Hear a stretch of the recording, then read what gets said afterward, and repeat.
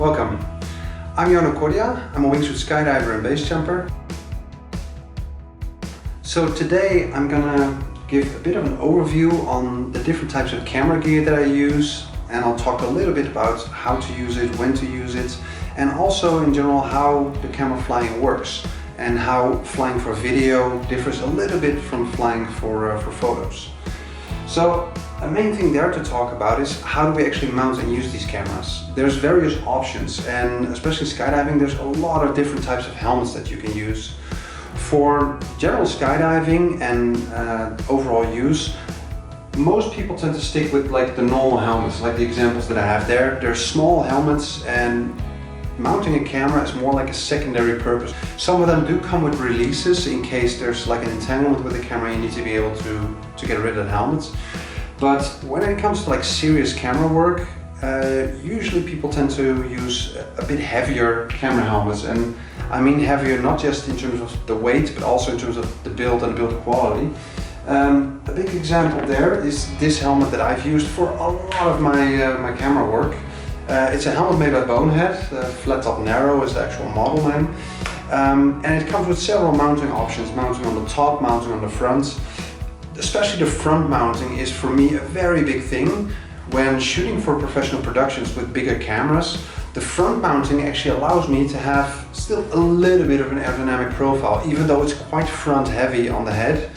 Having a camera on top is such a big aerodynamic influence that it actually changes the way you fly, where normally in wingsuit flying you would essentially speed up and do a lot of the flying using your head. When you're flying camera, your head needs to essentially just be a static focus on your subject, so you cannot use it all too much to, you know, look down, look up, to speed up, slow down, those kind of things. So thinking about how much the head influences the flying is a big thing, and the cameras that I use, and I'll get to that a bit later, typically tend to be like DSLRs or other type of cameras that are able to be mounted on the front of this helmet, just because of the better aerodynamic properties during wingsuit flying. Now, a big thing to think about with wingsuit flying is how does the flying differ when you talk about photography, and how does it differ for video? And I do think a lot of people tend to fly video more with like a photography mindset. And when I talk about a photography mindset, it doesn't mean that it's in any way less, but it's very shot-based focus, where I will be flying and you can, when shooting photos, you can search for certain angles, take a photo, then you search for the next angle. And a big thing that differs with flying for video is that beforehand you want to already work out what shots am I gonna make, and then you don't just want to think about I'm gonna get a shot from the top, I'm gonna get a shot from the side, but you actually want to sort of go through the whole jump, almost more like a choreography, where you think, okay, I'm going to be behind the formation and then from the side, but then also think, how am I actually going to get to the side? Am I going to get like down low and up? Am I going to pass over the formation? So ideally, the whole jump is like a constant choreography on what you're doing. Especially when you're shooting for more cinematic type sequences, there might be a lot of choreography that involves people flying into frame or people slowly speeding out of frame. And that is also stuff you can use, for instance, if you're filming formation flights and you're shooting mainly for video, is the moment the formation completes, you can start slowly pulling back from the formation, which gives the visual illusion of the formation actually flying away and speeding up. And that way you can actually help footage a lot as well. You know, it's if you're doing movement with or actually overtaking a person, that's relative to the ground will make that person actually seem like he's slowing down, because the ground is technically moving backwards in the frame. When you're thinking about actually flying in front of somebody and letting that person overtake you, that will give a much bigger sense of speed over the ground. So there's a lot of things that when you're shooting for video, you have to really start thinking about the motion and how you want to portray that in what you're going to be shooting.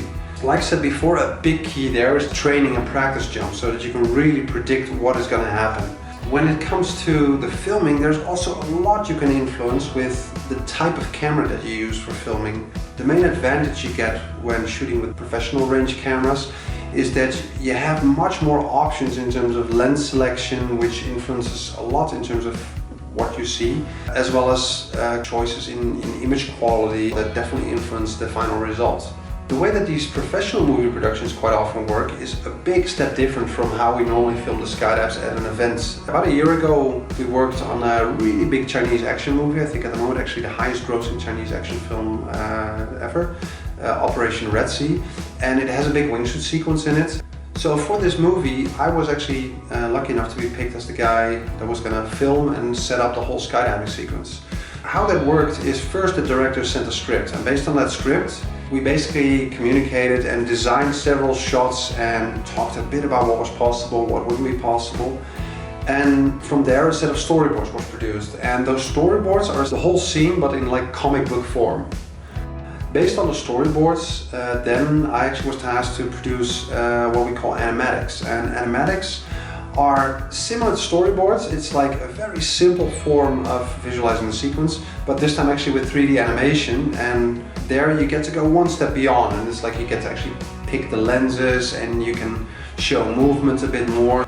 Based on the animatics, the director then picked a series of about 15 shots that he really liked, and from there we went to an actual test shoot. We jumped for 2 days shooting all the shots that we did in the animatic. And the cool thing with those animatic shots is that on the drop zone itself, those were a really handy tool in looking at like, okay, this jump, we're going to try and get this shot and this shot. And that was a really good thing in being able to show the actual jumpers in the formation what they were going to be filming and what they were going to be doing during the jump, and at what point they needed to separate, where I would be with the camera. That test shoot went really nice and essentially produced the whole scene for the movie already. And from there we actually went to Moab in the US. Fantastic drop zone, super nice personnel, and definitely in terms of the visuals you get there jumping, worth going to. And we spent a good week jumping there and working hard on getting the whole sequence, and there were some really cool things we did there in terms of me being on the canopy and getting buzzed by the group, shooting all the shots they needed plus a few extra ones for them to choose during editing. Let me actually take you through a little bit of the gear that I use. Most obvious thing is like the action cameras, and in terms of action cameras I tend to use this Sony RX0 quite a bit. It's quite similar to what you get with like the other action cameras. Main difference with this one, I think the sensor is a little bit better, especially with low light stuff. And the camera has a lot more options in terms of the settings, and there it operates more like the typical DSLR. So there's a lot more control that you get with this camera. But on the other hand, if you look at a lot of the cameras on offer now, incredibly good options, especially for those starting out with camera work. A camera that I've been using most for all the professional projects the last few years, commercials, movie projects, has been this one. This is the Blackmagic Cinema camera. It's a slightly older camera. There are newer models of the same camera, but a big advantage that this one has is that when it's mounted front here, though it's a bit front heavy, it's quite aerodynamic and in line with how we're actually flying aerodynamically, so it doesn't influence the flying that much. A main advantage to this camera compared to like the smaller action cameras is that it actually comes with the detachable lenses, so you can play with different type of lenses, and these lenses definitely influence your flying as well. Whereas in base jumping, working with like longer lenses, or even in skydiving, it allows you to fly less close to your target. So whereas somebody else might be flying a few meters off the ground, this allows me to actually fly quite a bit further back but still get that close up, whereas because of the longer lenses you actually get a much higher sense of speed. So you can definitely use the different lens selection actually to help you tell your story, and you can also work with depth of field. So that means that you can choose to have only, instead of like a whole formation, you can have like one person in focus. So we tend to work with a fixed focus and also fixed settings on these cameras. So you beforehand have to really know well and decide what you want to film and how you want to film it. And that is because usually on auto features like autofocus or doing the white balance automatic, the cameras tend to not do a great job, or can actually be seen slightly wavering in and out of like the perfect setting that you want to have. So typically you work there with a fixed setting. A really big advantage that this camera has, where it's quite unique compared to a lot of other cameras on the market, is that this has a much bigger sensor. So it's like if you look at a GoPro, the sensor is about the size of a small penny. If you look at a camera like this, the sensor inside is actually fully the size of like a normal 35mm frame. and that definitely benefits quality. Another big advantage that this camera has is that it has a so-called global shutter. Simplifying it, there's essentially two types of shutters. There's a rolling shutter and a global shutter. What happens if you imagine this being the frame that the camera films? When you're looking at a rolling shutter, the camera captures the frame top to bottom. So essentially it scrolls through the image as it photographs one frame.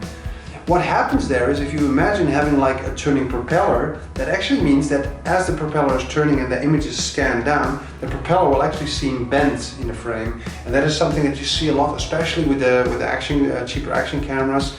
You'll see all these like bent things, or if you move your arm fast or you shake the camera, you can see things in the frame slightly distorting, and we call that like a rolling shutter problem or rolling shutter effect. This camera has a global shutter, which means that it takes the whole frame in one go, so there is no delay between top to bottom. That just really has a big advantage also when it comes to post-production with stabilization, but also just in terms of like especially fast moving stuff like shooting base jumping or acrobatics. The image will look a lot more like stable, steady and solid. And yeah, it's expensive cameras, but definitely more than worth the difference in quality if you compare it to what cameras like the typical action cameras that most people are used to shoot. Do have to say that for most people, especially if you're starting out, these are not the cameras you need to look for. We're luckily living in a day and age where there's almost no wrong option when it comes to, you know, what you can buy in terms of cameras. And most DSLRs that have a video function these days will shoot in 4K. They will quite often allow higher frame rates. So there's not too many things to do wrong there in terms of buying something. And the main thing just is, you know, learn to understand cameras and learn to work with them. Aside from all these like cameras for actual filming, there's also more and more people playing with 360 video, and there I also have several options that I use. Main camera that I've been using for 360 video has been this one, the Insta360, in this case the OneX, which is their latest model. Really big advantage, it's a very small format camera, and it's, especially if you compare it to some of the competitor products like GoPro, it's a lot smaller. And there the camera with the design, like a slightly longer body, is quite easy to mount directly onto a helmet to get really nice 360 video. With any 360 camera, a big downside to the design of these things is that the lenses stick out quite a bit from the body. So you have to be really careful not to put the camera down and dent the lens, and especially with the camera mounted on a helmet in the plane, bumping it in the ceiling, it is really easy to damage your camera and then needing to replace the lenses, which can be quite a costly thing to do. Most of the cameras come with a cover, and I would definitely recommend, if you're shooting with 360 video, try to use the cover as much as possible.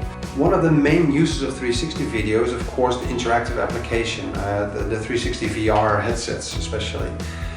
When using one of these headsets, or even your mobile phone, through Facebook, YouTube, that all support the 360 video format these days, you can essentially afterwards experience a video like you are there. So you can look around, you can look up, down, back, and it's the viewer afterward that decides where they're looking.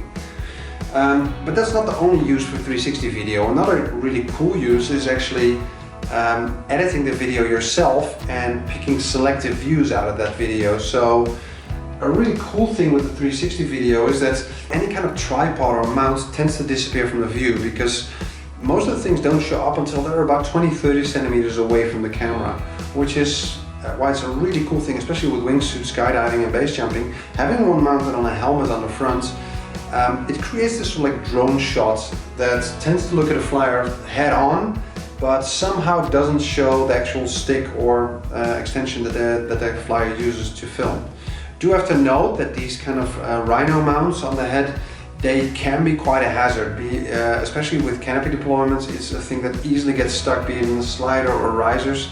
So, you know, do make sure that whatever type of camera gear you jump, it always matches your experience level. And you know, if you haven't ever jumped with a camera before, take it in steps and don't straight away turn yourself into a flying carnival with like camera sticks and mounts everywhere.